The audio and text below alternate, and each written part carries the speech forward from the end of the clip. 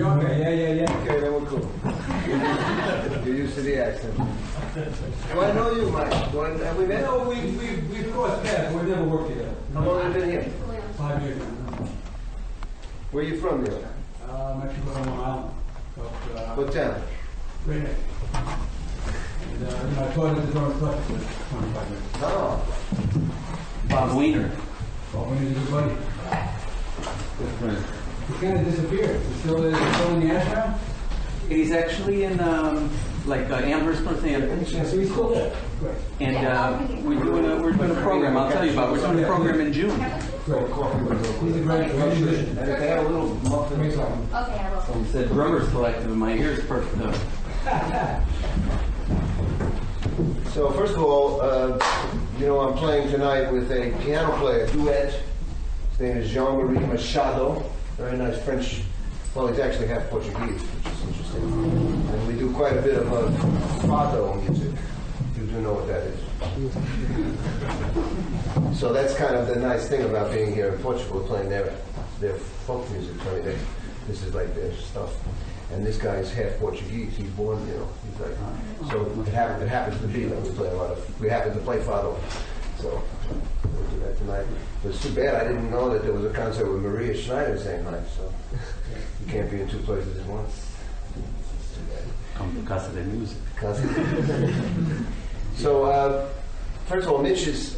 How do you want to do? You're going to do your thing after. Yeah, I'll do it after. Dave's got to play tonight, and I don't. So I asked Dave to be here because I'll tell this short story, right? Because I have this partnership with guitarist Mick Goodrick, and the reason that I asked Dave to come, because besides I knew he was in town and I knew you all would want to see him, is that the partnership kind of started in an odd way because of David was playing, and you correct me as I go along, with Adam Nussbaum and Mick, at least back in the 80s when I was a student of Mick's in Boston. And Mick had come out with his book, The Advancing Guitarist. And a lot of guitar players know about this book Mick did. And he asked Leeds, I think, how's my book doing? Is it cool? Do people like it? And I think the story went, and maybe this is the dramatic version that, the fish got this big over there. Why not? But he said it's doing good, but I think people think, as advanced harmonic player you are, you gave up. But you didn't really give up like this thing you do. The secrets. And so Adam maybe gave him the nickname Mr. Good Chord, joking or something. And so long story short is for the last 10 years or more, maybe it's 20, it's 20 years Mick and I have been working together. In the last 10 we put out 6 books, and I brought them, and I'm going to donate them to the school, and I want to talk to you a little bit about them because they're really unique and very special. And in fact, David's wife, Karis, has helped Mick and I put these out into the world. So I thought it's a nice connection, good way to start. And what's interesting is that I have a book that I wrote in the early 90s called The Chromatic Approach to Melody and Harmony. And Mick was the first person to call me with a response about the book. He enjoyed it so much. And of course, the book has a lot of chords and voicings. And it's very piano-oriented, and I said to Mick, I feel very bad that, the guitar, I don't know enough about guitar to even talk about this, but of course, Mick is the master of voicings. He's number one. He's known for that. And he said to me, he said, well, the truth is that a lot of what you wrote can be figured out.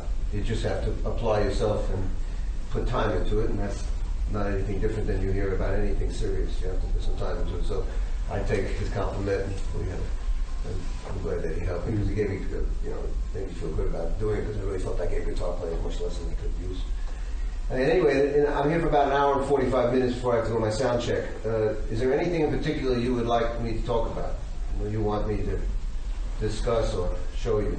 Mike, is there anything that you think is compelling, since they probably won't raise their hands? Well, I think that they need to just reinforce the idea that it's rhythm.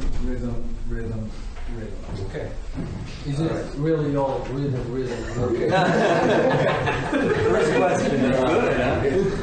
You got to have a little bit of doubt, Well, just to put the emphasis on rhythm, It is rhythm, rhythm, rhythm. I mean, and in a certain way, first of all, is everybody understanding me at my speed that I'm talking? I'm trying to keep relatively on dante. I mean, if there is one thing that separates music from all over the world, besides the instruments, of course, from different cultures, it really is the rhythm. Harmony, where there is harmony, which is Western world, and of course Brazil, South America to a certain degree, harmony is a universal thing. Melody is universal, whether it's an Aboriginal guy with a stick and singing and the drone, or it's Indian music, sophisticated, improvising on 5 notes or raga, or if it's the Bulgarian girls' choir. I'm just naming some great examples. What really separates music is the rhythm, and I don't think I'm the first to say what separates the rhythms is the language, usually, because rhythm really comes from the language, and it comes from the culture. And when you're studying a particular music, if you look towards the rhythm, you're getting probably the main ingredient. Now, I know when I started being interested in Indian music via Ravi Shankar, the Beatles, this is before your time, you're not that old, but when the Beatles expressed musical interest in India, this was a big thing for the culture, for Western, America and England and so forth, because they were such famous musicians, and we really didn't know much about Indian music. This wasn't a common thing. You didn't hear music from all over the world that easily. Only in the 60s did it begin to be that you had records. You could find records of music from Ghana or from India or from Australia or whatever. But this was the beginnings of it, and of course the musicians, my generation of musicians, latched right onto Indian music. We loved Coltrane playing India. The idea of a drone and of playing off of a drone, you know what I mean by a drone? One pedal point, a fifth usually. The way McCoy kind of played his piano with the big fifth in the left hand and the voicings and so forth. This, of course, was very interesting to all of us. And so I got pretty deeply into Indian music for a while and started to play. Thank you. I will eat while I talk. Thank you. Perfect. And the instrument that I got attracted to, since I was saxophone, I played flute, was this very long flute called the Bansuri. And when you see an Indian flute player, I mean, this is not it, but I use this little one, but this is more of a kind of a recorder. This is just a small Indian flute, bamboo flute, but the one I'm talking about is very long, and it's a beautiful sound. And of course, the longer it is, the deeper the sound, obviously. And I took lessons on it and got interested in it. And at about this time, when I started working with Miles Davis, 1972, 73, John McLaughlin, he did a record called My Goals Beyond. And of course, John McLaughlin got very interested in Indian music through this religious chi, Trinmoy, meditation and so forth. And on that record there, I met Badal Roy. Badal Roy was a tabla player. He actually did not play tablas in India. He came to New York to study accounting. But he began to work in the Indian restaurants on 6th Street, 2nd Avenue in Manhattan. There used to be one street where all the Indian restaurants, they're all over now, but in that time it was only one street. And he started working, and there was tablas, and the guy said, "You're Indian, you should play tablas." So he started playing tablas. John McLaughlin actually walked into the restaurant, and you got to remember, this is the beginning of this kind of interest in exotic world music. And the fact that somebody was playing tablas was like, so John McLaughlin said, "Do you want to be on my record? I'm recording next week." So that's how I met Badal Roy. And within the next year, we recorded the record called On the Corner. And on that record, on several tracks, Badal is playing, and he was in the band with Miles when I was there. So I got very close to Badal. In fact, we're playing in 2 weeks at Iridium. We're doing a tribute to Miles in India, because Miles' birthday is the last week of May. And I had Badal in my first band called Lookout Farm, and we even made a record called Sweet Hands, which was dedicated to India. So I got quite interested in it, and realized, though, this is my point, to get to the point of the story. There is very little, I almost say there's no way, but there's a very small probability that you could absorb the rhythms of a culture without going and living there for a long time. Thank you. Now, this is a point that you have to understand, and this is not to say that you should not be interested in other musics or try to glean or pick up what you can about them. But if you really want to do something right, you have to become what the music's about, and it's about the rhythm. And I realize, of course, that without giving the rest of my life to India, there was no way that I could really understand this music deeply. And that was my end of that particular study. And that brought me to the idea that rhythm is really what separates music. And in jazz, we have a very particular kind of rhythm. When we see, very simple, when we see eighth notes on the page, dinka, dinka, dinka, dink, the way it's written, you'll never play them like that in jazz. We always play them with we have two ways of looking at it. We say either a triplet feel or a dotted feel. It's too much to go there, just think about it without knowing the chord. You know what I mean by a dotted 8th, 16th? Beat, buddy, buddy. Or a triplet with the middle triplet left out. Triplet, 1, 2, 3, 1, 3, 1, 3, 1. And they're slightly different, by the way. Think about it. If you have a dotted quarter, a dotted 8th and a 16th, that means the dotted 8th gets 75% of the beat, and the 16th gets 25%. So that's ba, ba, ba, ba, ba, ba, ba, ba, ba. But if it's a triplet, it's obviously 1/3 each, so it's triplet, triplet, bump, 3, 1, 2, 3, 1, 2, 3. And that's your difference. And of course, we call one a duple feel, obviously, and one a triple feel. For the sake of our discussion, there's no real difference in them. It means that there's a lilt to the beat. Boom, boom, boom, boom, boom. I'll play for you in a few minutes. Now, although this looks simple, it's not.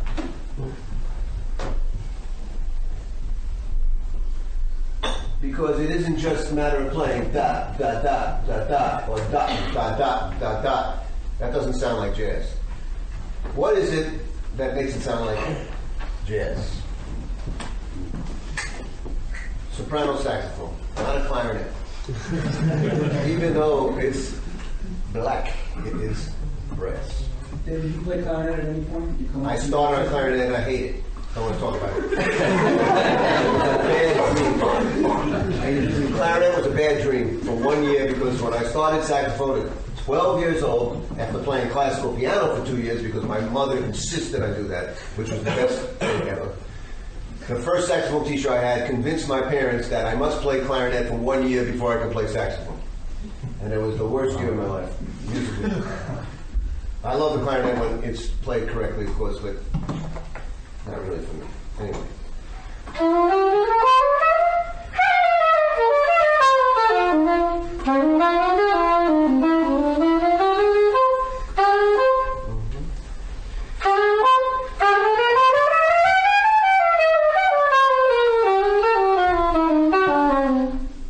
What am I doing? What goes into what I'm playing? Not the notes, the rhythm. Yeah. Explain. What do you hear me doing? Am I just doing that? No, it sounds more like on the first one. Well, what is it that makes it sound that way? You are accenting the settings. Certain notes are accenting. What other things am I doing? There's a whole bunch of things, a list. Accents, what else?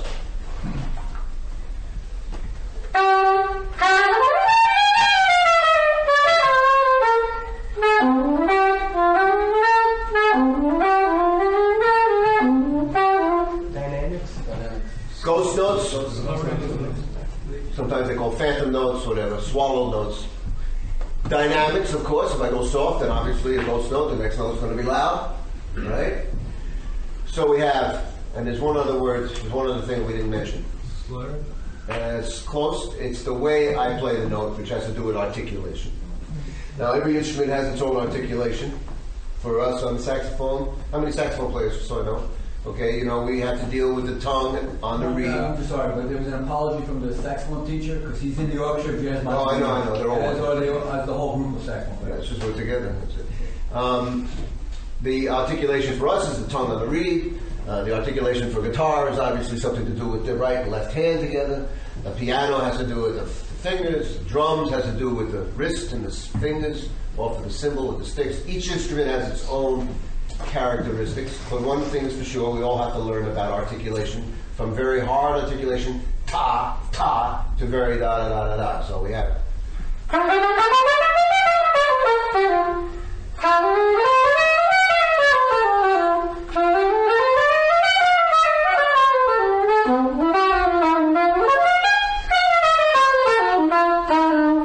So we have articulation, we have dynamics, ghost notes, we have the placement of the upbeat.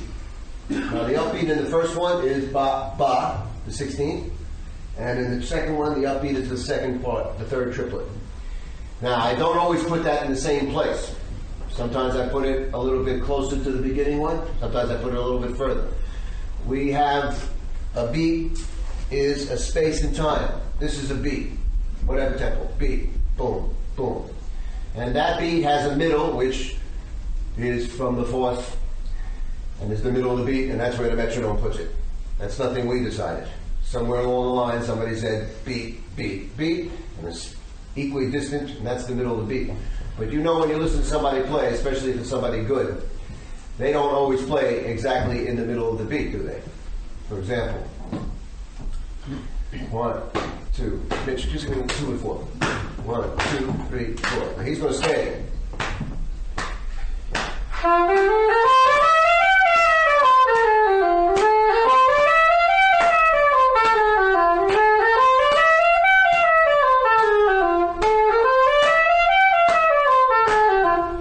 Which part of the beat am I on? Yeah. Behind. And then there's this 1, 2, 4. 1, 2, 3.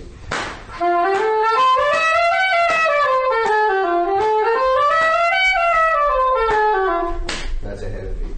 Now, we could sit here from now until the end of time and actually measure this. And there are people who do this because everybody needs a master's thesis somewhere along the line. And that means that if you take something that I'm about to play, or you play, and we figure it out with a computer, with a graph, we can see where you place the beats. And it's very interesting. For example, there's a book by Gunther Schuller called Early Jazz. This is one of the best first 100 pages about rhythm that I've ever read. He goes to Africa, he explains the whole thing. And he has in there Louis Armstrong, and he has a solo marked off the way I'm talking, with Louis Armstrong moving around the beat. Meaning that one of the great magical things about playing jazz rhythm, and by the way, this is true for any rhythm, because we find this in every rhythm, in anybody who plays well, classical musicians who surpass the music, who go past the page, we see that you're always moving the beat around. Now, the expertise is how to move the beat around and not lose the beat, of course. How to move the beat around and not either rush, meaning go to head, like that, or how to not be behind, and we say drag the beat. Now, in jazz, we have some fantastic examples. I mean, if we have a CD machine and we have time, I have with me my stuff. I carry it with me. But, okay, maybe we'll do that. We can see how it goes. We have some fantastic examples of musicians who have become synonymous, known for their way of handling the beat. Now, maybe not saxophone players, only saxophone players know this, but if I say to you, who is very famous in jazz, who among several is very famous in jazz for playing behind the beat, any instrument? Dexter Gordon. He's like, his umbilical cord is with behind the beat. He's so behind the beat he could be in the other room. Now, I had the chance to play with a drummer named Elvin Jones, who played with Coltrane for years. And Elvin Jones was, on drums, the Dexter Gordon of behind the beat. You could never play more behind the beat than Elvin. I can tell you one thing. In my 2.5 years playing with him, the first 6 months, no matter what I played, I was ahead of the beat. And I tried everything to get behind the beat. We can't even talk about what I tried, if you get my point. Besides musical things, extra. And of course, the lesson is there's no way to do it except to do it. And to think about it. and to really say, I'm going to try to play behind the beat, but I'm not going to drop the beat. Because most of us don't have trouble playing on top of the beat, do we? Most of us are okay with rushing. And why is that? Because of excitement, because you're not used to it, because your fingers move faster than your mind and all that stuff. And I'm sure that if I listen to 30 people play, 29 of them probably rush. More likely than you pull behind. Playing behind the beat demands very relaxed physically and relaxed mentally, and confidence that you're not going to lose the beat, and that you can depend on the drums and the bass, and maybe the piano or the guitar, depending on who's behind you. But you got to remember that they may not stick to their part also, because they're free to do what they want too. So when you have a really good group, who are musicians who are very equipped in this manner that I'm talking about one specific thing, this thing of where to put the beat, I call it time feel. It's really time placement, pulse placement. If you play with good guys, you really have to be ready to shift and to compromise and to be sensitive to it. For example, in the great groups of the 60s, the Coltrane Quartet had McCoy Tyne and Jimmy Garrison and Elvin Jones. Now, for the most part, Elvin played very behind the beat. Not all the time, because every musician could do everything. But Jimmy Garrison didn't play as far behind the beat as Elvin did. Because if he had, we could have had a little bit of a problem. And McCoy liked to play more on top of the beat. And if you listen to the records and go back and listen to them, that's what you'll see most of the time. The other great group of the 60s that we all use as a model was Herbie Hancock, Ron Carter, and Tony Williams with Miles Davis. And this was a completely different situation. Tony Williams was 17 years old, 18 years old when he began with Miles. And he played the drummers. How many drummers here? You know that, of course, Tony was the first one to use the hi-hat on 4, chick, chick, chick, chick, chick, chick, chick, chick, to take the place of the bass drum on 4, the way the old guys did. And the whole thing of this chick, chick, chick, chick, kind of made the whole beat feel like it was on top. And Tony played very on top, and he was young, and he was, of course, he was excited and all that. But Ron Carter was like, you know, master of keeping everything cool, because he kept right in the middle of the beat. And the great record for this is the box set called Live at the Plug Nickel, 1965 live recordings, where that group is playing standards. They're still playing Be Dolphin Street and Oleo and blues. They're not playing the new stuff, not fusion yet. And you hear Tony. Tony's very quiet on this record, but you hear him pretty much a little bit on top. And Ron Carter is like a rock. He's like a metronome. And I know Miles Davis' case, I can tell you this because I have my time with him and I've studied him so much, watched him. He was very, very emphatic that the beat had to be on top. He didn't like anything that was in the middle felt to him like it was dragging. And Coltrane was very different. Coltrane liked to play right in the middle of the beat, and he didn't mind that there was something back pulling him down. Because Coltrane had perfect time, so it didn't matter. Miles had perfect time. These guys have metronomic time. Nothing, you know, a bomb could go off and they'll still be at 72, 10 minutes later. I mean, that's the way they work. But they also have the ability to be able to shift their field. So the reason I'm spending a lot of time on this is because what makes this rhythm come alive are, of course, the dynamics and, of course, the articulation. But the two things that make it come alive are the beat placement and one we didn't mention called nuance. You know what I mean by nuance? Mm-hmm. Expressive devices. Those are all the little things you do in a conversation that are beyond the words. This is expressive devices. Now, if you're from New York, you know what this means. You know what I'm talking about? Because New York is Italian and Jewish, and we use our hands a lot. If you go to the middle of America, to Kansas or someplace like that, nobody uses their hands. And if you talk to them with their hands, they actually get a little bit worried. What's wrong? Am I doing something wrong? No, it's just because they talk very calm and very straight, and they look at you like that. That's a different style. Those are nuances. Now, they have their own way of doing it there. Nuances are, for saxophone, vibrato, for a wind instrument. Slurs, dipping the pitch. These are all nuances.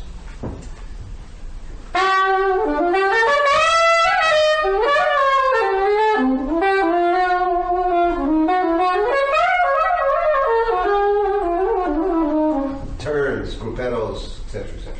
On guitar, obviously, sliding, bending a pitch is a gigantic expressive device that I wish we could do on saxophone easily. I envy the guitar. The piano has two notes at the same time. We call them crush notes. You know, when you put an E flat and an E together and you just slide off the E flat. Monk like to do that. Blues guys like to do that. So we have these nuances, and of course what the nuances mean is the way you talk. Your nuances are going to be, because you're a different person, different from your nuances. And that's what we hear when we hear somebody play. We hear two things, rhythmically. We hear their beat placement and their nuance. And that's how we know it's next to chord. It's not the G to the G sharp, because everybody's playing G to G sharp. There's only 12 notes. It's that feel of the rhythm and the nuance, which is the person's personality. That's the way they talk. Now, again, to get to the point about learning this, and as Mike said, rhythm. How do you learn this? Do you think that you just come out of the sky and are born with this feel? Now, some people think that, depending on your circumstances in life, you might have more propensity, more of a, an attraction to a certain field because you are born into that kind of culture and so forth. Well, let's put it this way. I have seen in my travels that people who come from a culture where there's a lot of drumming in the music, and usually more south and more music in the natural music, they usually have a pretty much more swingy feeling than somebody who comes from Iceland. Usually. And if we're all coming from, let's say, Lisbon, no, let's say New York City. I can't talk about somewhere I don't know, but New York City, if I was 2, 3, 4, 5 years old, and when I went to church, I heard guys going, meh, meh, meh, as we hear in black Baptist churches, you've seen this, you know what I'm talking about, gospel music, which definitely swings, big time. And the main thing is to swing it because they believe in the physical thing of the beat, and that's how they get to the elevated spirit. Compared to a church hymn from an English Protestant church with an organ playing, I can't do it because I don't do it. I would say that person who's in that Baptist church has definitely been seasoned, we may say, to have a more swinging natural feel than the other one. Okay, I'll give you that. A person who gets into a culture where there's more music that swings has it within them, and they're probably going to swing more. But that's really not going to happen in the end. In jazz, you still got to learn it. It doesn't matter. You may be more naturally talented in that way, but in the end, we all have the same problem, which is how do we make the eighth notes, sound smooth? Because if I hear you play, I know this. I mean, I don't know you, 40 people here. I'm sure that, again, 39 of you have trouble with the eighth notes. Am I right? Probably. I'm right. Because if I wasn't right, you wouldn't be sitting here. That's the truth. And believe me, this is everywhere I go because this is this natural situation. We can learn harmony from books. We can learn melody from books, records, analysis, composition. We learn our instruments from teachers, etc., etc. These are things that you can study because they're in books. They fill the library. And when you go in and you ask about rhythmic feel, the essence of what the music's about, there's nothing written. There's spiritual things and there's philosophy, but there's no way to really practice it, they say. And there is certain truth to that, but we can do certain things. The first thing is, of course, is to play all your scales and all your exercises with this kind of feel, either one, and to tape it, to have your teacher listen to it, and to make sure you're doing it right, because you may think it's right. For example, you may do that and think, I'm swinging, but that's not really it.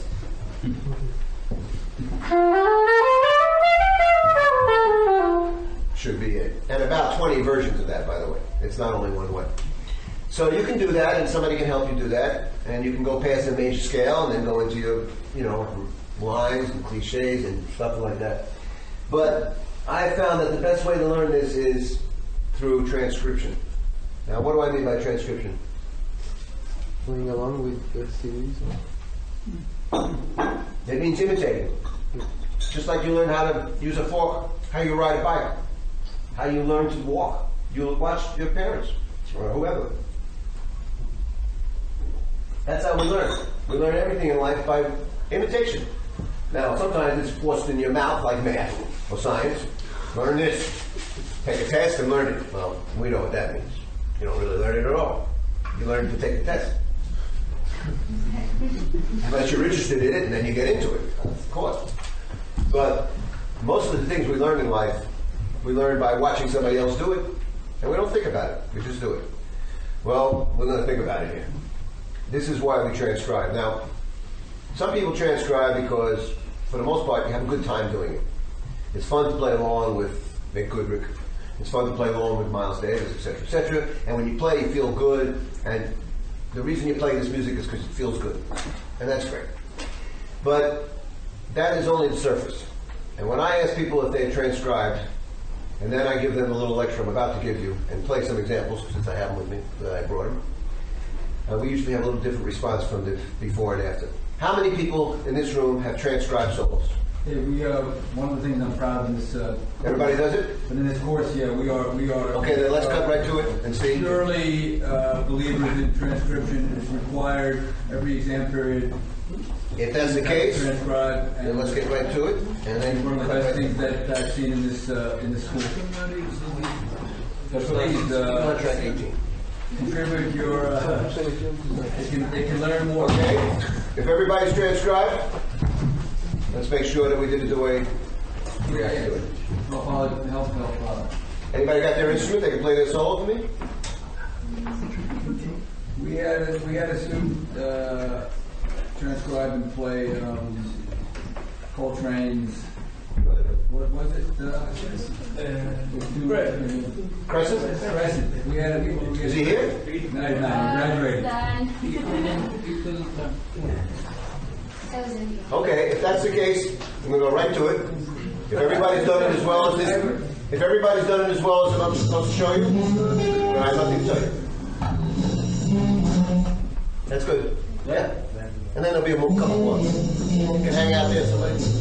A little louder.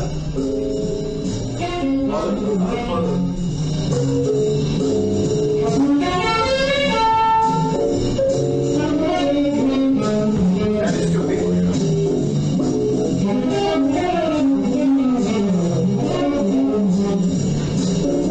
Like what up, boys? Everybody done it like that? Everybody in this room has done that level? We do two things. We both make them play with it and then All right. play what they transcribe. Okay, if you've all done it to that level, or how about this level?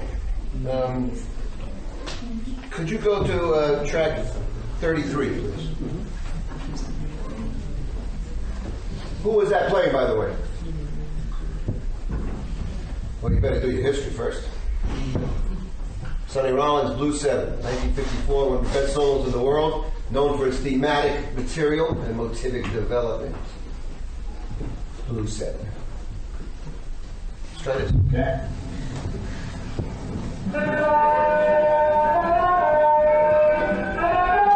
How many trombone players here?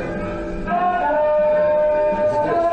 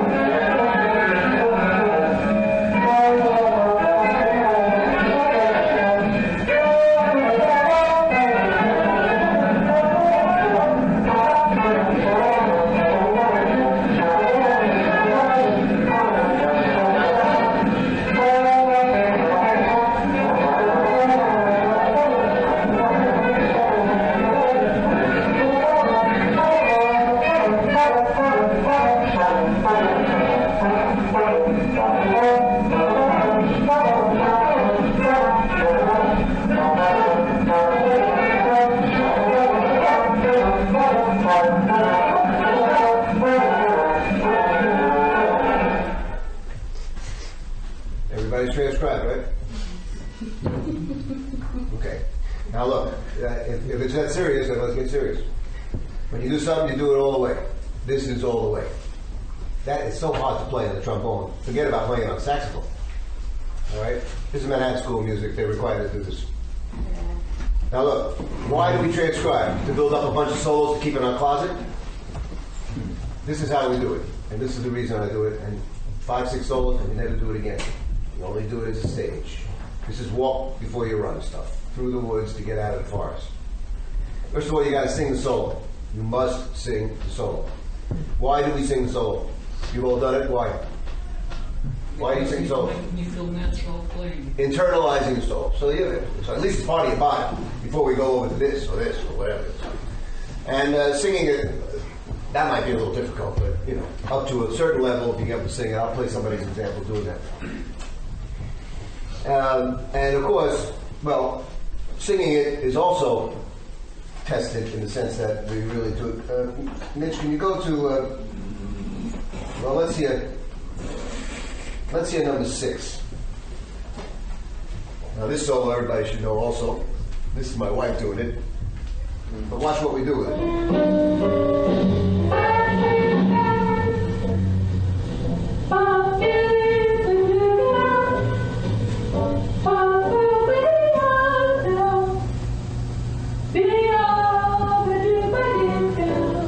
Test it.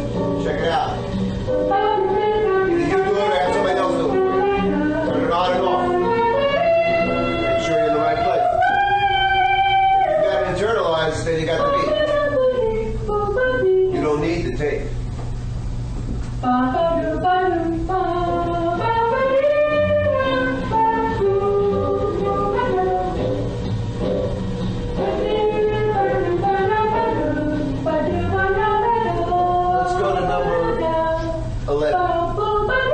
Everybody knows that. By the way, what tune is that?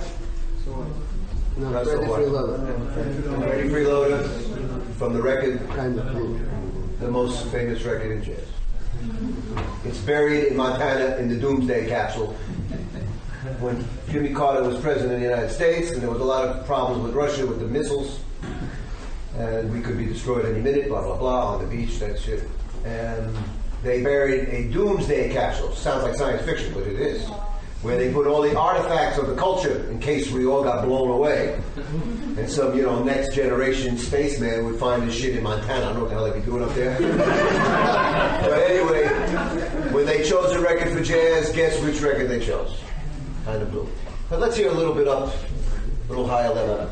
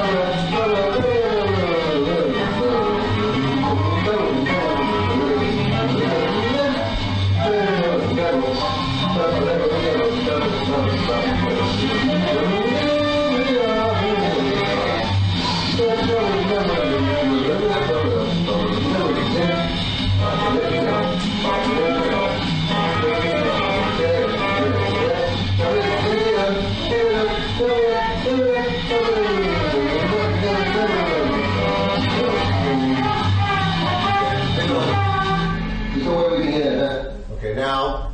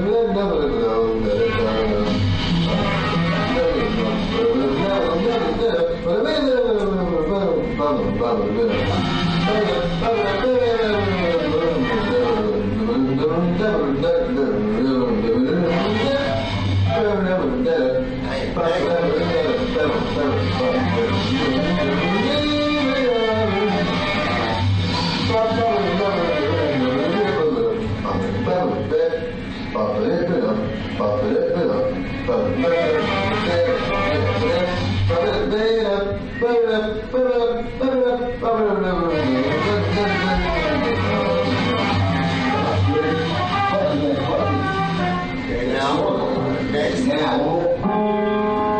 no tape. No tape. See if you set it up in the same place. It'll come on. There's a saw going on outside. The building next door. There's a saw. Well, I don't know. You got to keep the phone and see how to keep it. Right? How do you do with the thing on? How you do with that thing on? That's it.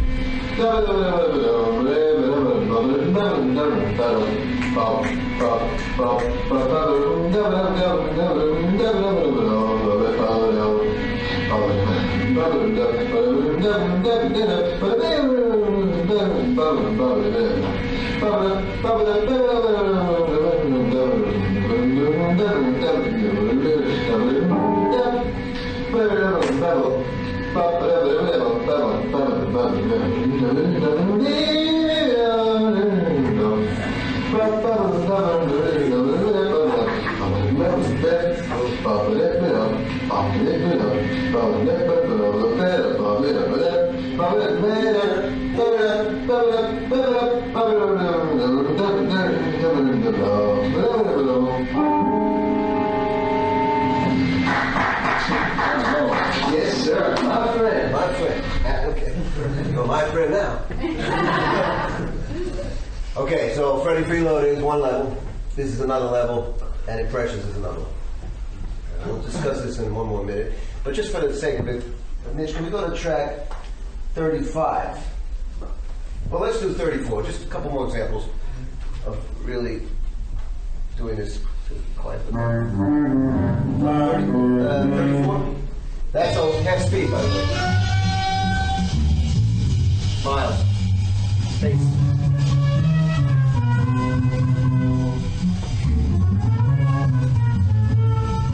Now you gotta get the vibe, though. There's an attitude. Not just the notes and the times, there's an attitude. Limited solos is.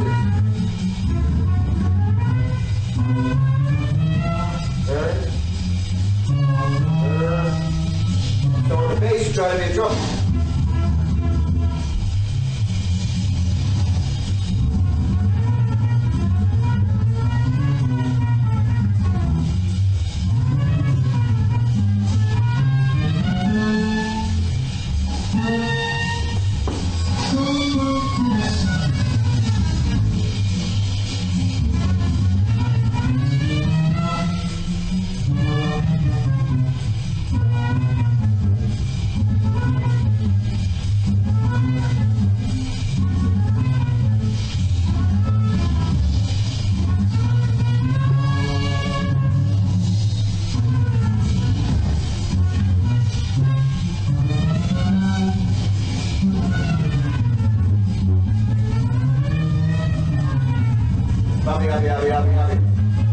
Good time.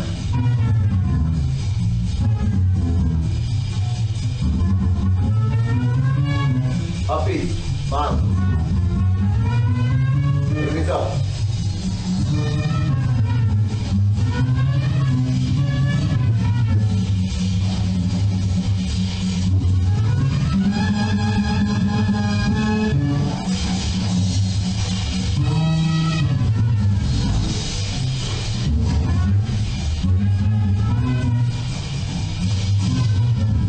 Also, beginning and end. That's the whole story.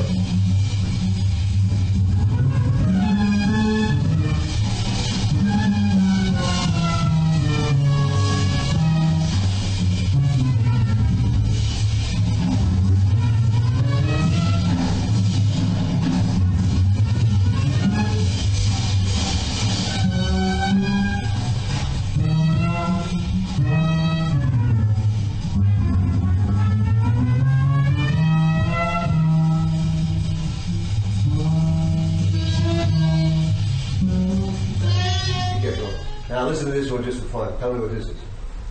Last one.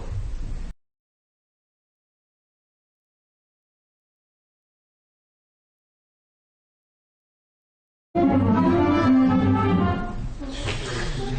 mean, if you could do that, man, that's impossible. All right, now, so first thing is the singing. Because when you do that singing, you really know where 2 and 4 is. Because you have to write the solo out.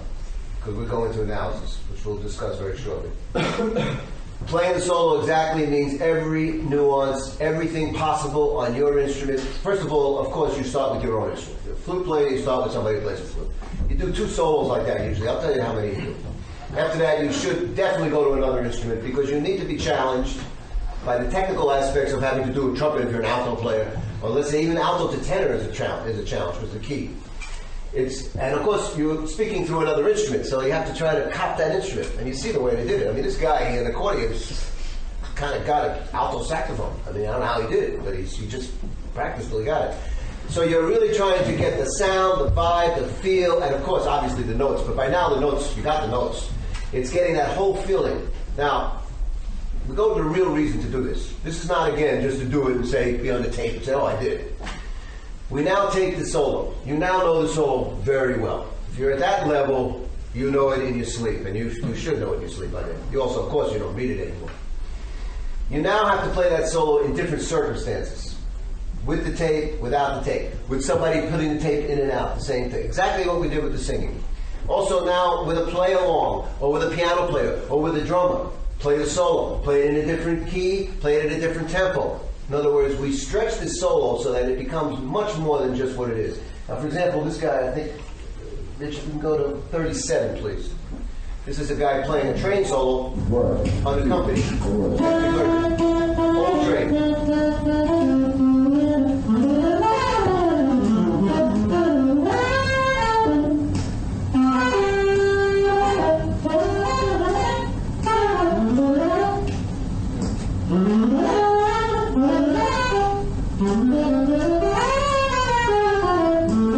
Train lay back and lay back.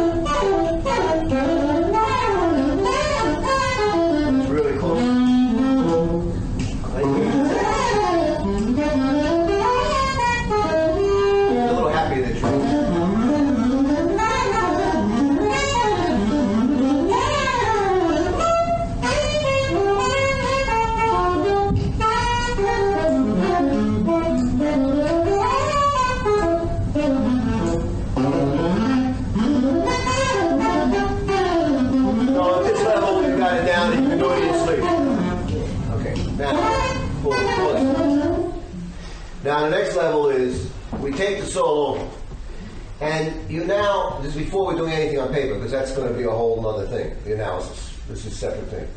You played the solo, but now you start to play your own way, but you still keep the idea of solo. So, for example, when I have a guy at this level, when he comes to this level, he's done that much work, I come in, I play drums with him because I don't want anybody any help harming. And we just play, and I play drums with him, and I want him to be like the solo, but not play the solo, except every once in a while. To use something in the solo to bring him into that way of speaking.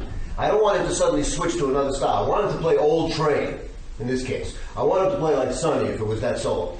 But I want him to start to use his own ideas, which we've already started to work on. I'm kind of skipping after the analysis.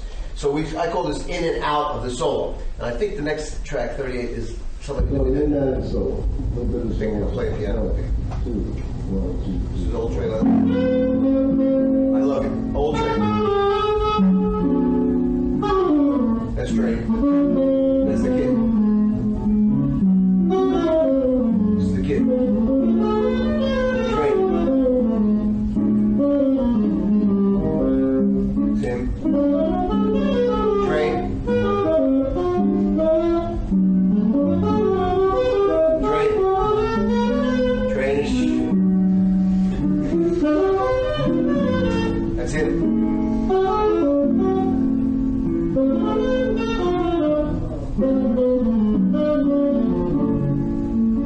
wanted to stay in that language. So use something from the solo to remind me. Train.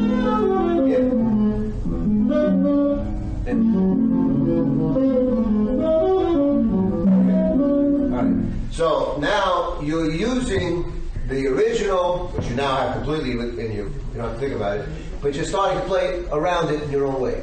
Now, this should go on for 30 minutes like this. In other words, we completely stay within the language. Do not shift languages, even if it's shifting to something great. I want you to stay within the language.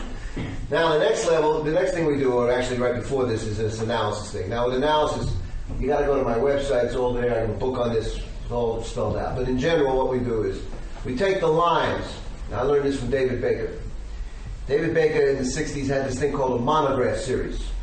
He took 6 guys. He took Clifford, Cannonball, Miles, Train, Sonny, one more guy, Clifford Brown. And he took 2 solos each, and he did it, transcribed it, and then he categorized the lines. He put all of the lines that the guy played into categories, harmonic categories. All the 2 5s that are 2 beats apiece, D, G, C. All that are 4 beats apiece, D, D, D, D, G, G, G, G, C.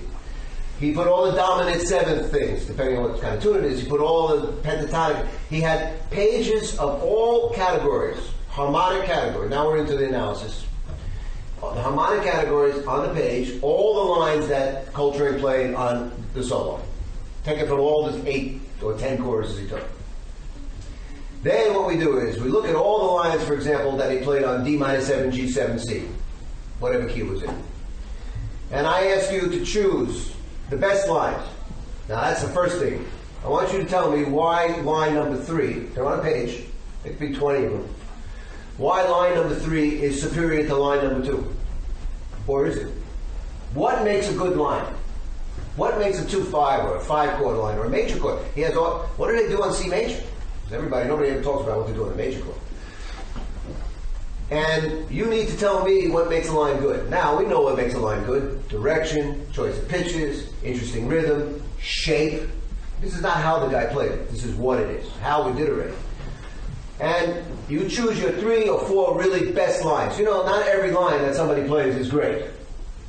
I mean, when you look at a solo of 8 choruses, 8 times 32 bars, let's say, or blues, 8 times 12 bars, I mean, that's a lot of measures, man. Look, not everything is a genius line. Some of it's repeated, some of it's cliche, some of it's kind of like filler. Filler is this pattern type stuff. But every once in a while, there's a line you go, yes, that one. And you take that one, and you put that at the top of the page, and you write me 10 to 15 variations of that one. Now, what are variations? Augmentation, diminution, changing the rhythm, neighboring tones, putting it in a different octave, tessitura, blah, blah, blah, blah, blah. All the stuff that's theme and variations from the beginning of time since Bach.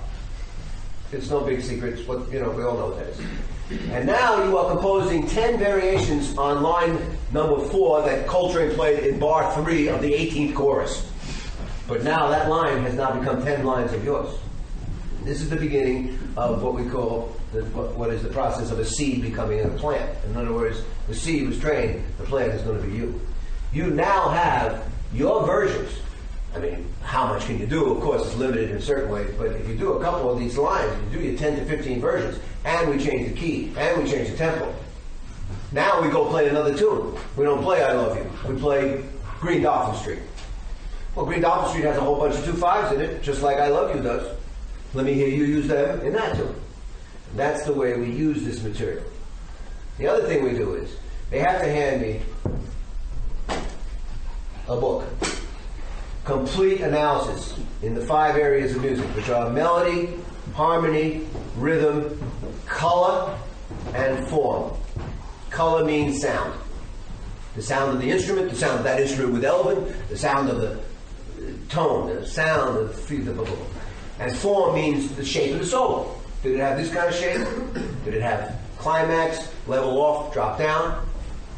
What was the flow of the solo? Did he use one idea in chorus 1 and then again in chorus 2? For example, that first Sonny Rollins solo, why it's so famous is because he uses one idea throughout the whole solo. Fantastic. I want you to analyze it the way they analyze Beethoven's Ninth Symphony. Just like they do recapitulation, coda, development, exposition, theme and variation, boom, boom, boom, boom, boom. Modulation, all that shit. We need everything that they do down the street in the classical world on the solo. And it has to be written up. And you have to back it up. I need to know what bar it happened in. So the shit leads like, bar 21, he hit an F sharp. I mean, it's like that. Now, why do we do that? Well, you do. I hope you do it. But why do we do it? Because there is thought going on here. Now, I'm sure by now you know this playing, this improvising isn't just some stuff that comes out of the air. Oh, they're just geniuses and they just play off the top of their head. Excuse me, that's what my mother thought. But that's not what it is, Mom. When she said, what are you doing? And I said, it's the jazz. What is it? They just play. Yeah, they just play. But they play what they've been practicing. Depending on the level of practice is usually the level of the player. Not always, but often content-wise. It means that you're starting to think like somebody thought. Why did Sonny play F sharp on an F minor chord in the bar 4 of the turnaround? Is it a mistake? Did he mean F sharp minor 7? Was it a passing tone from G to F? Maybe it was a substitution. Maybe he was anticipating the next chord. We call this second guessing. You can't tell what the guy did. The guy don't remember. The guy isn't even alive half of them. If you came up to me and asked me what I played in 10 minutes, how do we even remember? I mean, I'm pretty good at remembering it, forgetting it quickly. There's a very famous story of Coltrane in the 50s. He was playing in this place called the Jazz Gallery. And it was just at his beginning of his own group when he left Miles Davis. And he's playing that way he was playing on the way my student just played, sheets of sound style. That's what he's playing, all that fast 30-second note stuff. After the set, this woman comes up to him, and she has this manuscript paper, and she hands it to him. She says, this is what you just played on the last tune. And he looks at it, he says, what do you mean? She says, I copied what you played as you were playing. Now this was a woman, her name was Zita Carno. She was a classical piano player, very well known from the Los Angeles Philharmonic Symphony. Late 50s. She had perfect ears. Not just perfect, perfect. I mean, she could hear a pin drop 5 miles away and tell you F sharp, and like Toscanini was like that. Some people like Boulez is like that. They just hear everything as a pitch, and they can see the rhythms right away. And of course, he looked at the solo. It's a famous story because everybody was looking at him, in the club. He looked at the solo. It's all black notes because he's playing that fast stuff, He said, I can't play that. Mr. Coltrane, you just did. And they became very good friends above it. The point is, can we really say what we play? Maybe, maybe not. It's not about what the guy thought. It's that you're thinking somehow like that. That's the point. You're exercising your brain in musical ways. See, there's a little bit of a thing in jazz about what do we practice, what do we do? After we get everything together, what do we practice? I don't know what to practice anymore. I'll just play. Well, yeah, there's a stage for playing. But if you can learn to think about a chord or a bar or anticipation or a substitute or a tritone substitute or the diminished scale instead of the half whole diminished, whatever, you're starting to think the way everybody thinks. And this is the way these guys are thinking. Now, when you get up and play, you can't be thinking. We know that. Everybody here is mature enough to know there's no way to think when you play about what notes you play because it's the present time will escape you. You got to be there. But you do all that beforehand. That's what you're practicing. That's what you do in the woodshed. That's what you do when you're practicing with the group. You always say, I need help on that E flat minor 7th. I'm going to get it together. Tomorrow when I come in, I'm going to have it more together. That's why I have people analyze. It's very important. Now, finally, let's review. And if you do all this, then this is just a good review for you. The ear training aspect is singing the solo and notating it down on paper. This is the best ear training you can do. Fuck Bach. Excuse my language. I don't need 4-part counterpoint. I would love to do that if I had enough lifetimes. But you know what? I'm more interested in what Bird played in chorus number 3. And that's dictation. That's practical dictation, because that's what I want to play. So you want to do ear training. This is the best ear training you can do. Better than sitting there hitting intervals. This is the real world. This is what you got to play. Number 2, you're going to sing it, so you're going to use your voice. Now, by the way, just a little tangent here. I'm not sure many musicians, when you say sing, they actually go, I don't sing. It's like musicians. You go to a party with musicians, you want to see a party where no one dances? Go with musicians to a party. We don't dance. We feel the music. How can you feel that you can't get up and move your body? Okay, that's okay. You're with your old lady. That's your business. But singing is one thing. You've got to be able to sing something. Use your voice. I mean, please. I mean, this is a vocal. I mean, come on. It's an extension of who you are. And you don't have to be Keith Jarrett, you know. We don't need a symphony while you're playing. I mean, the ability to be able to use. I'll tell you, Miles. I got to tell you, the way he used his voice was so. He just about. First of all, he had that horse thing, but he wouldn't really sing in pitch, but he kind of got across what he wanted to go. We can't go. I was like, oh, okay. So I sort of knew what he meant, but a little better than that. So the fact of the singing is very good anyway. Get you out there, get you into this hole, and get you feeling it. And as you said, internalizing the solo and feeling the rhythm. Writing the solo out, rhythmic dictation. This is not easy at the beginning to write. Now, I'm not even talking about impressions. I'm talking about Freddie Freeloader, which is very 8-notey and very long notes, very simple solo. If you never wrote the time, the rhythms, it's not so easy to do. We don't have to worry about that. We write them as 8 notes.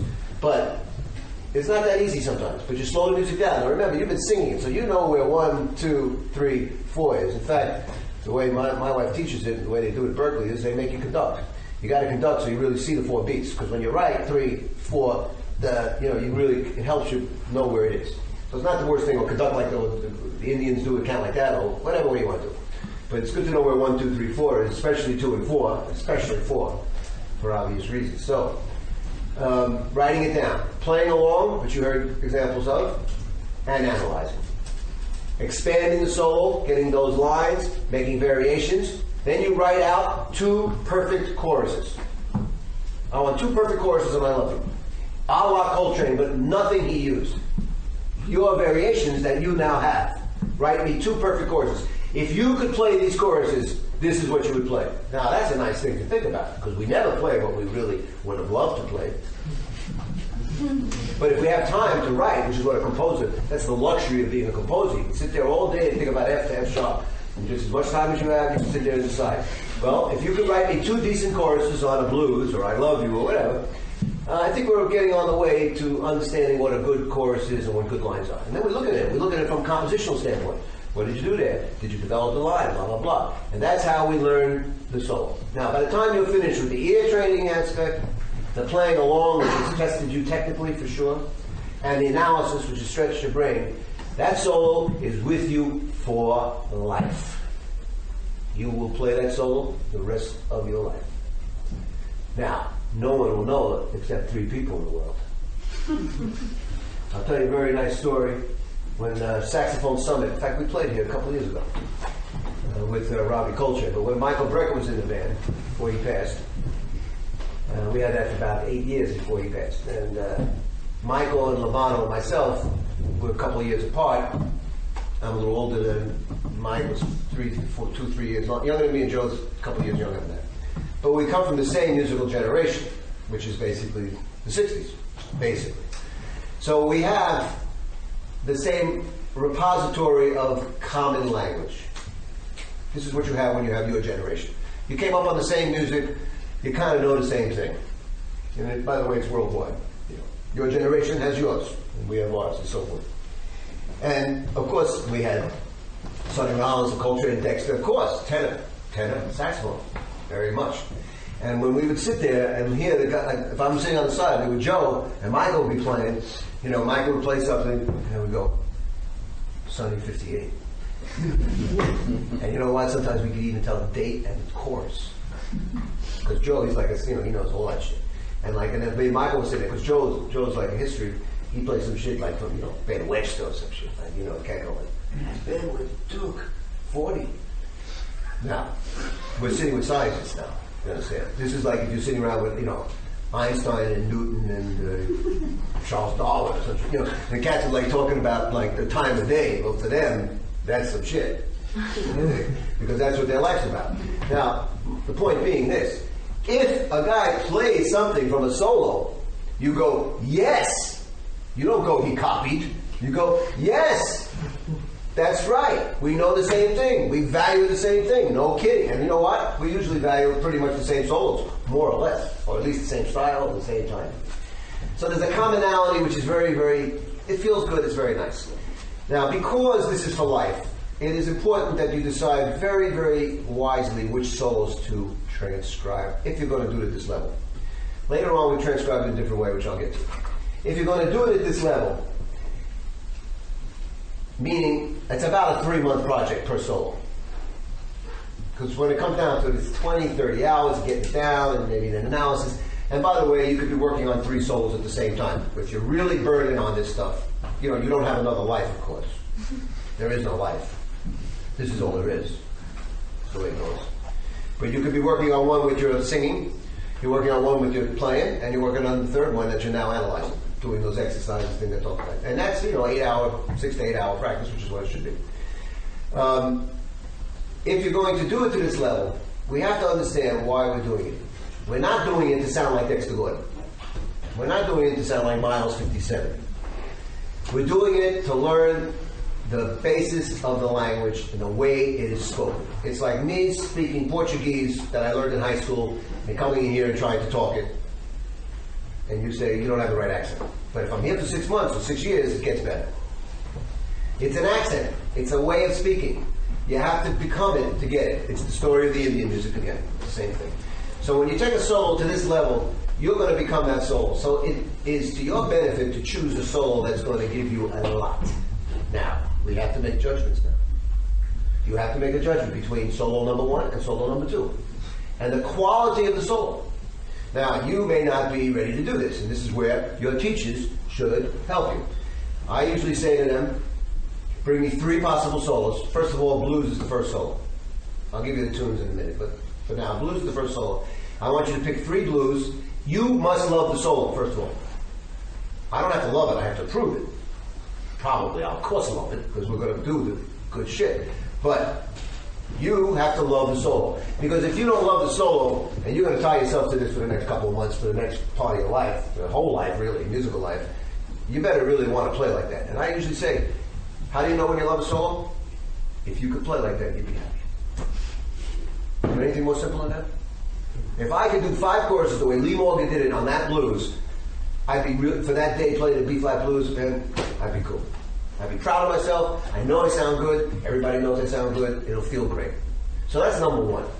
Number 2, it should have a lot of 8th notes at the beginning. Now this is at the beginning. You should be able to have to deal with this 8th note feel, which I don't know any other way to get it except this, except doing it by imitation. After a while, we move on. But at the beginning, you really want 8 notes. You don't want a lot of long notes. Freddie Freeloader's very simple because it's easy, but even a little more developed than that. Doesn't have to be a complex solo. Chet Baker is great. Great to start with. Just good 8 notes. Kenny Dorham, something like that. Simple. Within an octave, not a big deal. Nothing technical. You don't do impressions the first solo.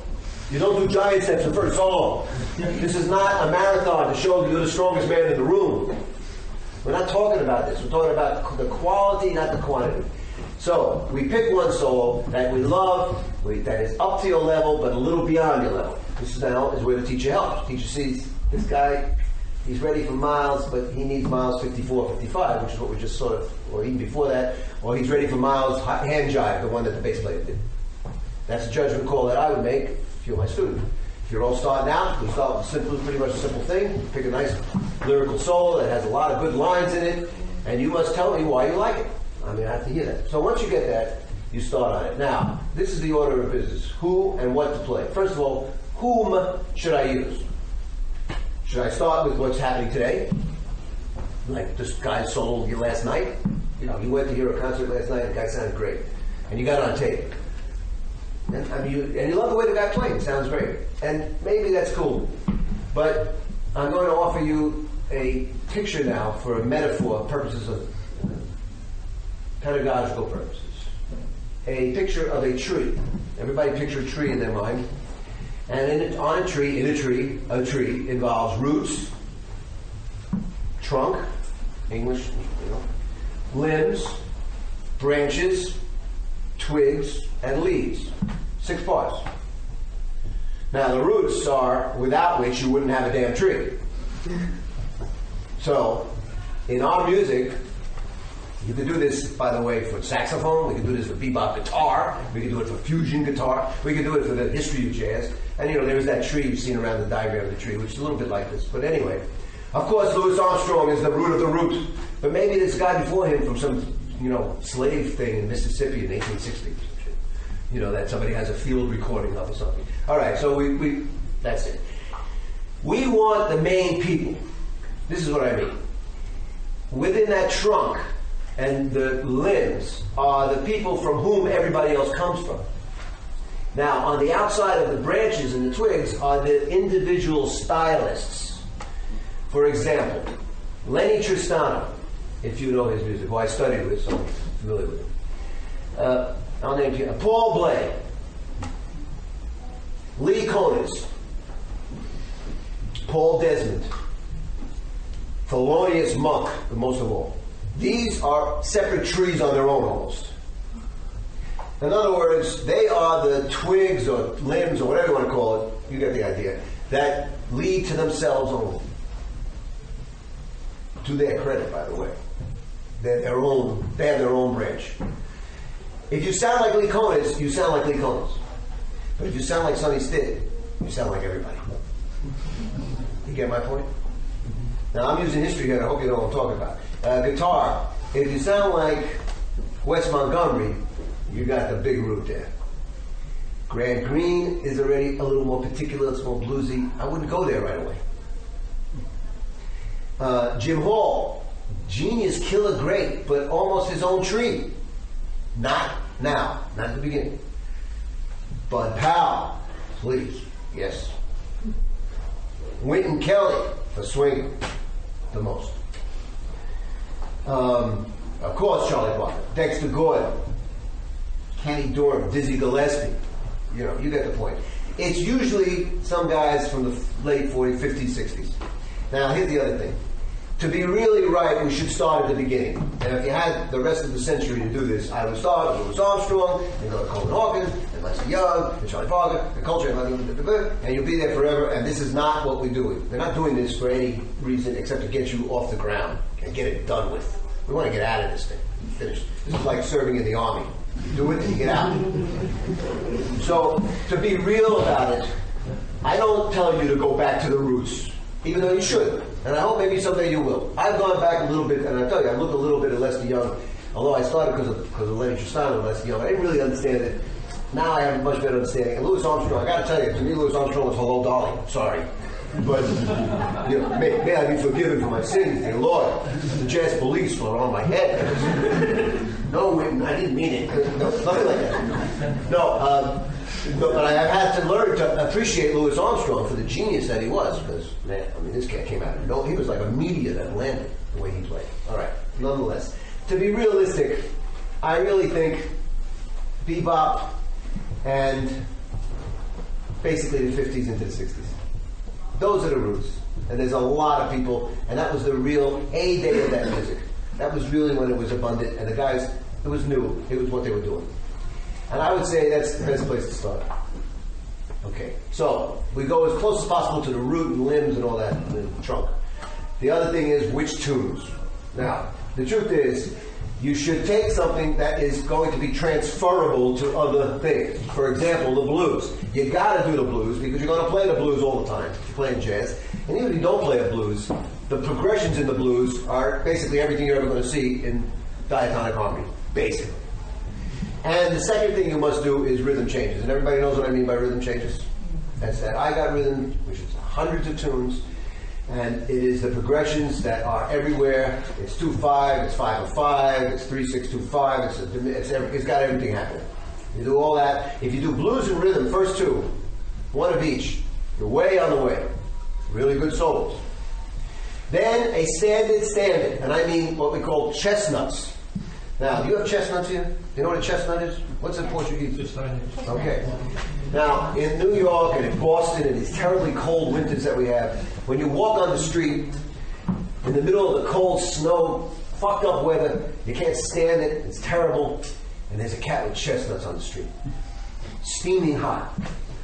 And he's got this bag of chestnuts for $1 fucking. And you go, yes, yes, warmth. Familiar, home, mom. Yes. So chestnut means something that feels good because it's familiar, because it's warm, makes you feel warm. Standards that are chestnuts, not standards that are unique.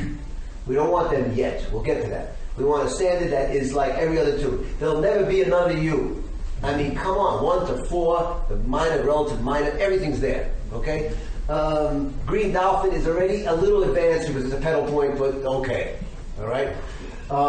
No Greater Love, I'm just naming tunes, I hope you know. Solar, you all know that. Blue Bossy, that's fine.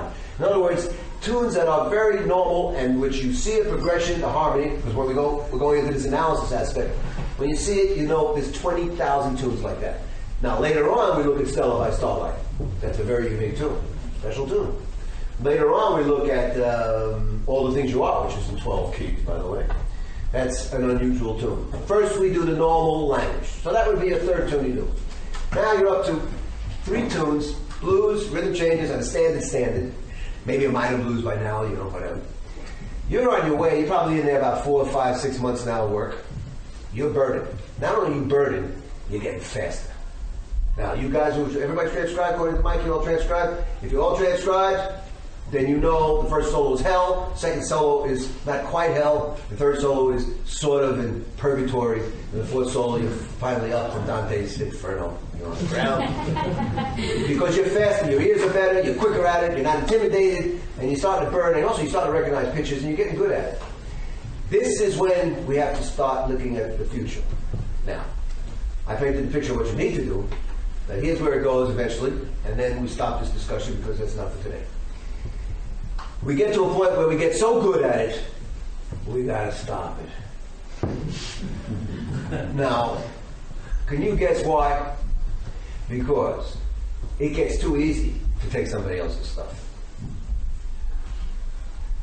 Now, the truth of the matter is, what are we doing this music for in the first place? Why jazz? Why not pop? Why not classical? Why jazz? Because jazz enables, allows, and demands individuality from the get-go, from note one. It demands it. That's why everybody's a personality. You think, jazz, oh, Sonny Rollins, what a personality. Yeah, it happens to be. The personality is the music. We don't want to copy. At a certain point, we're finished with that. So when I say army or jail, I mean it. You go in and you go out. And you graduate. And after you do your 4 to 5 solos, and now you do a modal solo. You do impressions, or milestones, or so what. Maybe an Ornate Coleman type, you know, we say time no changes, where there is no harmony, just intervallic. You're cool. 6, 7 solos, 1 to 2 years time. Finished. By now, you got the point. And you got your 8 notes. 99% of the people get it. Sometimes it's, you know, I gotta say, once in a while it doesn't work. They do it in solo, then when they go to play, they still don't have it. I can't explain it, but 9 out of 10 times, you got it down. And it is the best thing you've ever done. It is the most worthwhile thing you've ever done. You didn't need school, you didn't need teachers, you need batteries, a machine, pencil, paper, your instrument, and bread and water.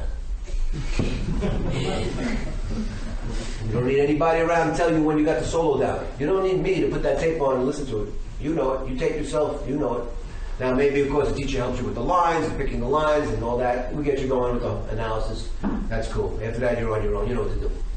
This is autodidactic. There's no better way to learn than to teach yourself. Period. Now, anybody who's learned anything in life knows when you learn it yourself, you get your own way of doing it, and you have your own formula and your own individual approach to something, and in the long run, it will serve you probably better than somebody that's been taught from the start to the bottom, and then they just got it in the uniform way. It's cool, but it's not really individual. This is individual. You have tailored your own way of learning. You picked it up on your own, and you did the work.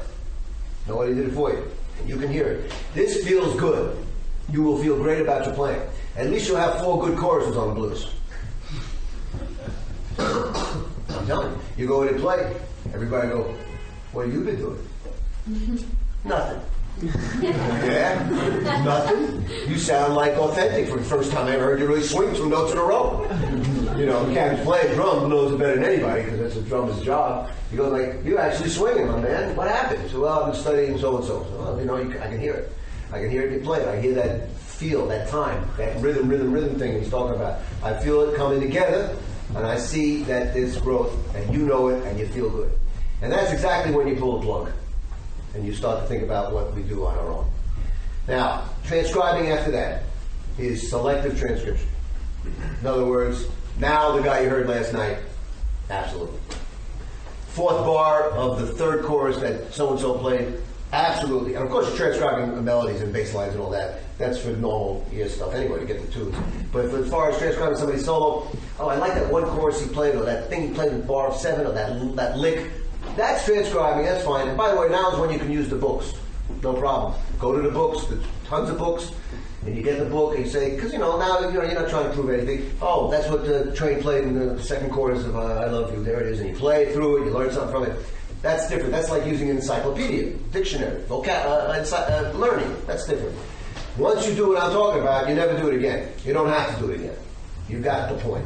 If you do the right musicians and the tunes I'm talking about, and you did it anywhere near what I'm talking about, if you do 70 to 80% of what I'm talking about, you get something out of it. Now, final thing is this. Well, any questions? You go up to guys and you ask them, did you ever transcribe? You're a hero in life. So you go up to so-and-so, and the cat says, nah. I didn't do that. Oh, God, gee. Well, I just heard this guy talk about, my teacher makes me do it. I don't know, it feels a little weird stealing other people's shit. The guy goes, yeah, that's the drag. You ought to be original on your own. Be yourself, man. Jazz got to be yourself. Okay. If anybody tells you that, they're full of shit. They're not telling you the truth. Or they did it in a way that is different. For example, the stories of Charlie Parker, and he talked about it. There's an interview where he talks very plainly about it. Believe me, Charlie Parker didn't sit there with a battery in a cassette machine slowing it down to half speed. Not in 1936. He stood outside the club where Lester Young was playing in Kansas City. And he heard it. Of course, he's a talented guy, obviously, natural talent. But he heard it in his ear, and he would go home, and he'd practice for the next 11 hours to try to develop, at least for a beginning, that lick that he heard Lester Young play, that he couldn't get into the club because he was underage. Is that transcribing? Yes. Exactly. Anybody who's really good will automatically, if they're honest with you, tell you where they got their stuff from. They will always go, him or her, not me. Because the best guys are the ones who give credit to their fathers. Anybody who says, no, I didn't do that, I need to do it, I'm just the greatest in the world. I don't know, it's just natural. Well, you know what? God bless that person. Good luck. Have a nice life. He's unusual or something. I don't know that kind of person. I just don't know them.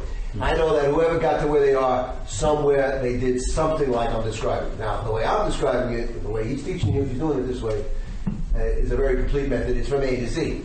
It's theory, it's ear, it's feel, it's technical, it's conception, it's spirit, because you become the person. You are walking Dexter Gordon for 20 seconds. You are him. You're going to know what he drank. Believe me. You're going to know what he was thinking that day. You get inside the cat's bed.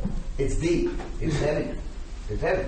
Because if you're getting that close to a cat, you really kind of like become that cat. If you do 2 or 3, because of course after a while you go like, that's my man, I'm going to do more of that cat. And then as soon as you do more of my man, you become my man.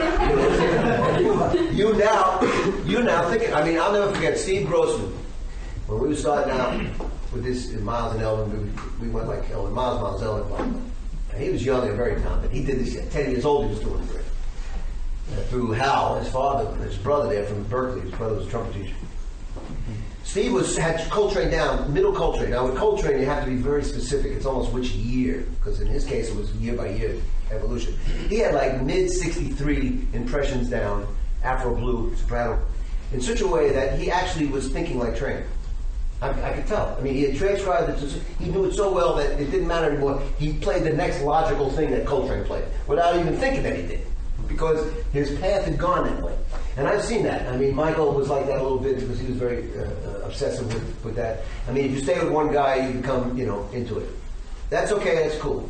My main point is, somewhere along the line, you have to do something like this. You can't skip it. Now, other people say, well, I really don't see a use for it, or I don't really want to play that way. Okay, no problem. But my belief is, and obviously your teacher's belief is, and anybody you're going to hear talk like this is, that you have to walk before you run, just like a baby. And you have to know what came before up to a certain level. Now, you're not going to be Dexter Gordon. I'm not going to be Dexter Gordon. I'm not going to be cultured. We can't be. First of all, you can't be because the history has changed. Second of all, you don't want to be.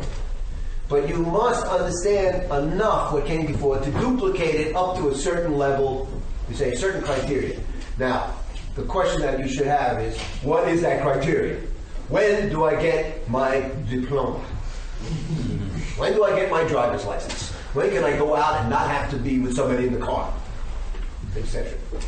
I'll tell you, as far as I'm concerned, I put chord changes in front of you, no accompaniment, no drums, no bass, no piano. If you're a piano player, single line only, right hand, play those changes, tell me a story, make it feel good, keep the place. If you can do that blind, like that, I'm happy, I'm cool. If I can take the real book and go like that to a tune, and it's a tune you don't know, or maybe you don't, but you didn't really play necessarily, and there's chord changes, and there's a time, and there's a story, you can give me 3 to 4 or 5 choruses like that, a cappella, highest level, no depending on the bass, depending on my chords, not ear because I have help, but because I know it. If you can do that, I give you the license. You're cool. Because that's a certain degree, a certain level. And then you're free to do whatever you want. Now, whatever you want to play, you play. But to me, I don't see how you can go and call yourself a musician in this music without being able to do the basics. It's just like a painter. A painter gets up and he throws stuff on the board and calls it modern art, slash, and this shit gets hung up for $10 million in some museum. I want to see the cat draw the human figure and like fruit in a bowl and a landscape and you know what? A straight line. I know. I'll tell you the last thing, then we'll have some time for questions. This was a lesson for me. Picasso. There was a big exhibit, retrospective, 1980-81 at the Modern Museum of Art, MoMA, in New York. And they had a lot of shit. I mean, you can't get all this stuff in one place, obviously. They had it from the beginning to the end. 3 floors, whatever they had. And of course, the curator, responsible for you had to walk in line because it's crowded. And you walked and you saw him in 1890, and because he's 5 years old, he was already burning. He was like Mozart, he was happy, And blue girl, blue weather, the rose period, the red period, the cubist period, the matadors and all that. You go and just like 3 hours, you're like blown away. The cat was unbelievable. He was like Miles. I mean, it was just like he did everything. Came at that time of history. He was a perfect bridge between the past and the future. But the hippest shit was the end. The final thing, after you're exhausted, you're through 3 floors, the last room's up a few steps, and it's a small room, so only a few people at a time go in. You go in, boom, boom, boom, you go out. So it was like continuous. And in this room were 5, 6, 7, I don't know, of the classic paintings that anybody who's ever taken a course in art knows. The Blue Boy, the Night Watch, the Sunflowers, Van Gogh, Primavera, Tintoretto. It's like 5. It's like playing the blues and Confirmation, Donnelly. It's like these are the basics. And there's a picture of the original, photo of the original, and then there's Picasso's version, and it's exactly the same. It is note for note perfect. I mean, he completely copied the Night Watch. It was like you couldn't know the difference between that and Rembrandt. Now, what was the point? Brother could play the changes. Brother could play the changes. And I think that's the kind of depth that you want to go after. That's the reason we transcribe. Any questions? Yes. Two questions. What do you expect from a rhythm section when you're playing? Okay, before I go to that, any questions about this thing? Anything that's not clear? In transcription, do you think it's better to transcribe without using any instrument? I mean, Okay. you're Good question. Always get this question. Should I transcribe without the instrument and just write it down in the subway or train or whatever? Or should I use my instrument? Either way, both ways, whatever you like. Obviously, if you do it without your instrument, it's obviously a higher level of your recognition. But on the other hand, what's wrong with doing your instrument? Because that's what you're playing. Yes. So, I mean, first of all, you start with your own instrument, home, tenor to tenor, flute to flute, please, your own instrument for the first 2 or 3 solos. On the blues and rhythm changes, I would say, please, your own instrument. And eventually, if your ears are such a degree that you can do it while you're walking on the beach, fine. But the truth is, one way or the other, you're going to play it, and one way or the other, you're going to write it out. If you're doing what I'm asking, it's going to all get done, whether it's done like this or done like this, it's going to get done. So either way. Any other questions on this? But I'm sorry. Yes, go ahead, please. You always make it easy. Do you set the tempo? Oh, okay, slower? half speed, yeah, okay. I didn't mention it. There was a little example of it there. You want to be comfortable. Half speed is absolute. Not only is it, you need to do it for certain phrases. And by the way, now you don't even have half speed. You have 1/3 speed, 2/3 speed, without pitch. You got to remember when we did this was the dark ages. I was sitting there with a phonograph. You know what a phonograph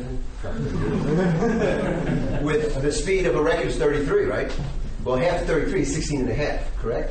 Now, the phonographs in those days, in the 60s, they were phonographs with 16 and a half speed because there were records made of like Hamlet and Macbeth plays where they did it half speed because speech didn't need such good accuracy, and of course slower was not as accurate, but it was okay, so they got double 20 minutes, you got 40 minutes to a side. Remember, a record used to be 20 to 25 minutes, 25 was pressing it. ECM, you weren't allowed to do more than 20, because of sound. Don't do more than 20, okay, no problem. So, the point is you had more. In these days now, and I ruined the needle like this. We have no tape recorder, nothing. You can now do everything and keep the pitch the same, so it's good. The reason for slowing down, not only because you need to hear the notes, depending on the phrase, it's because you really hear the nuance. You absolutely hear the articulation. I have an example here of me slow down soprano, which is great because it becomes tenor. It's perfect. It's knocked it down. It sounds like I'm playing tenor. It's half speed. It's doing the night in music, and a guy did it for me, and then he transferred, and then he put it back in normal speed. It's a live gig, and I never realized the kinds of things that I'm doing with the articulation. There's all kinds of shit going on between the notes, and all kinds of like blips and blurps and blops and wonderful sounds that accompany the music. And then you hear stuff that's the inaccuracies. In other words, it's not perfect. When you slow it down, you hear a cat missing a note, or out of tune, or a little bit off the beat. Not behind the beat, off the beat. And that's good, because that's what makes it human.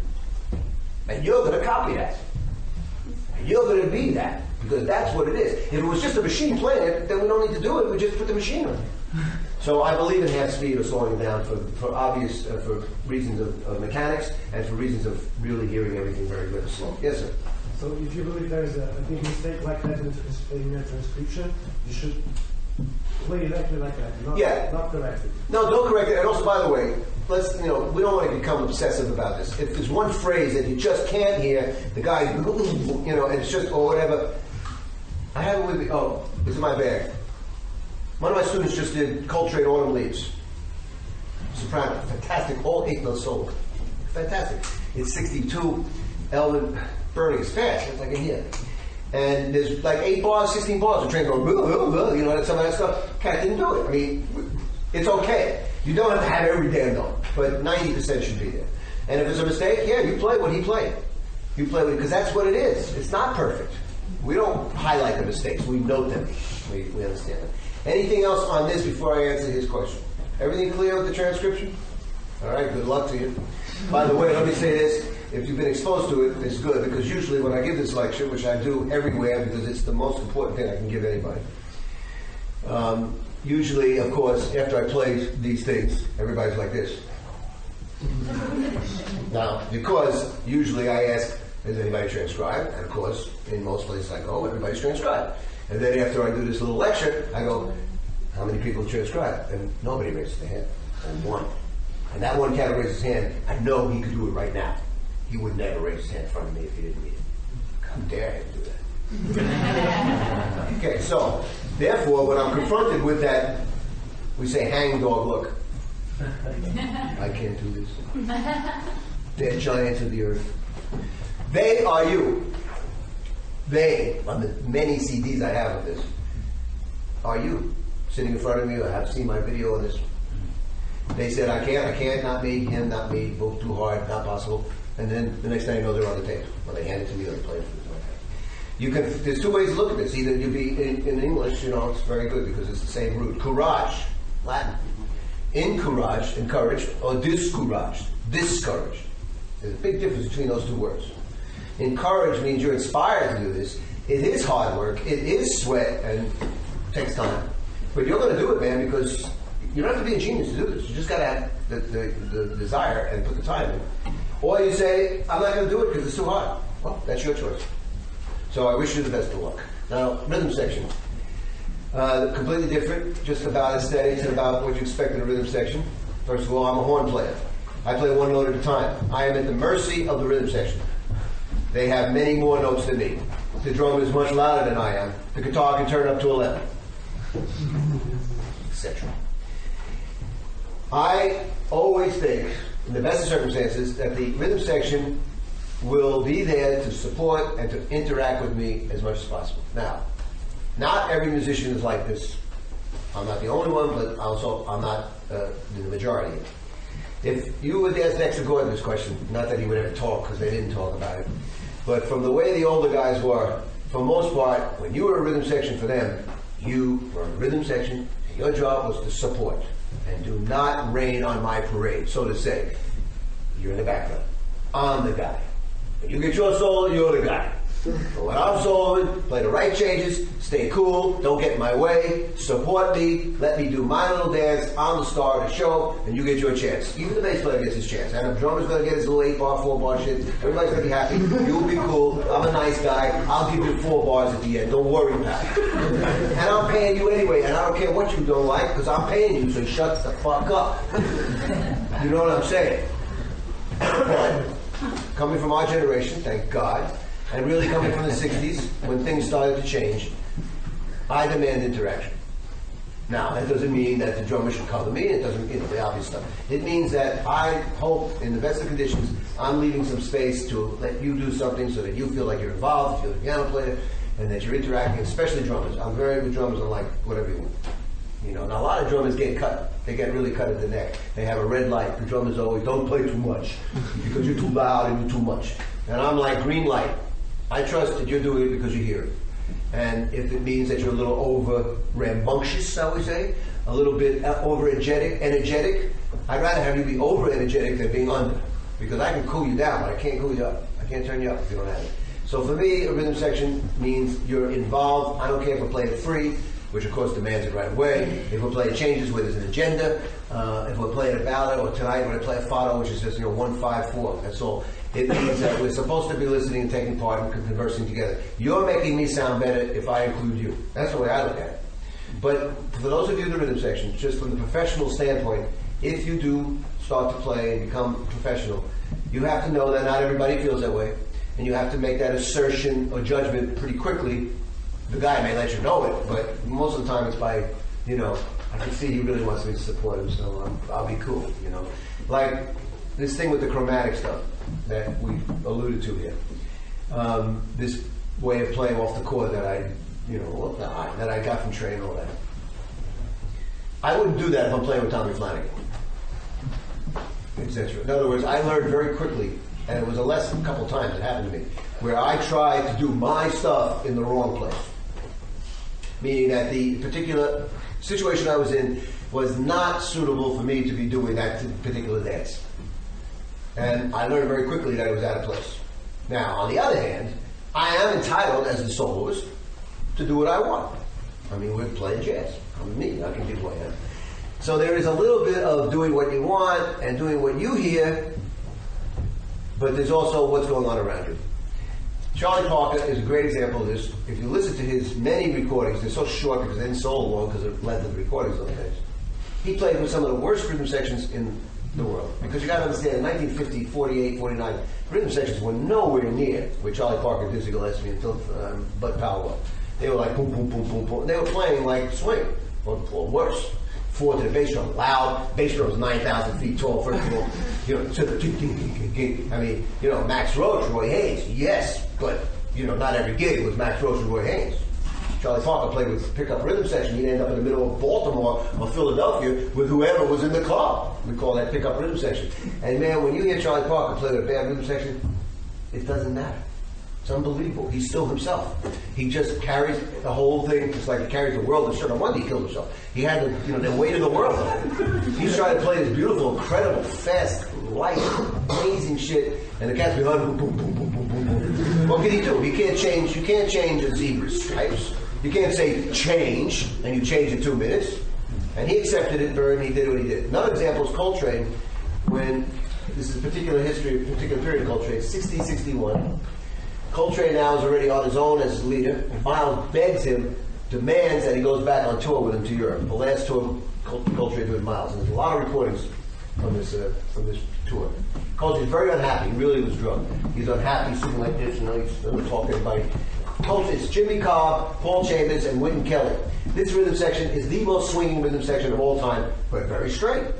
Coltrane now is already into this pretty fancy stuff. Coltrane plays, loses the rhythm section. They're like, it's a time warp. It's like 1850 and 2010. It's unbelievable. Coltrane, he goes around. It sounds like a mismatch, and of course in the history we realize what it was, because Coltrane was already advanced, way advanced. My point is to have good judgment for what is appropriate, but don't give yourself up all the way. You be who you are, but you try to be, as much as possible, communicative with the musicians. In our day and age now, we talk. The old guys didn't talk. They play 3 sets a night for 40 weeks a year. They didn't have to talk. We don't play that much, so we talk. I mean, if I don't like what's going on, or I think something could be different, I'll say to the rhythm section, do this, do that. I'm not shy, and I won't wait more. It could be 2 tunes, I'm going to do it right away. But that's the way things are now. I think a rhythm section should be equipped to be from very much supportive to very much dialogue. And anybody who does both is going to probably end up working more than anybody else. All right? Yes, sir. Could we play a song with you? I got to go. I have to go to sound check. I appreciate it. If you don't see Maria Schneider, come to us tonight. Okay? Thank you for your time.